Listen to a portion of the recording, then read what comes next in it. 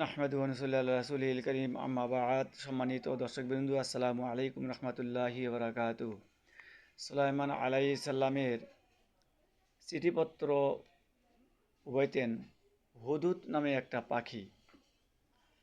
আশ্চর্য ধরনের একটা পাখি যা আল্লাহ পাক তাকে দান করেছিলেন নিয়ামত হিসেবে, অনুগ্রহ করে। যে পাখির চোখে সুলাইমান আলাইহিস সালামের ছবি ভেসে উঠত এবং অভ্যন্তর থেকে বিলকিসের ছবি ভেসে উঠত। সুলাইমান পয়গম্বর এবং বিলকিসের মধ্যে সুসম্পর্ক বজায় রাখার জন্য এই হুদহুদ পাখিটি খুব গুরুত্ব বহ করে।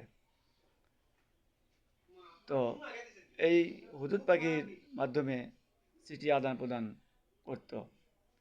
যখন বিলকিসের কাছে চিঠি পাঠাইতো, তখন হুদহুদের চোখে সুলাইমান আলাইহিস সালামের ছবি ভাসত, বিলকিস দেখত। এবং যখন সুলাইমান পয়গম্বরের কাছে আসেন, তখন বিলকিসের চেহারা এখানে ভাসত। এভাবে অলৌকিকভাবে বহু কিছু দান করেছেন।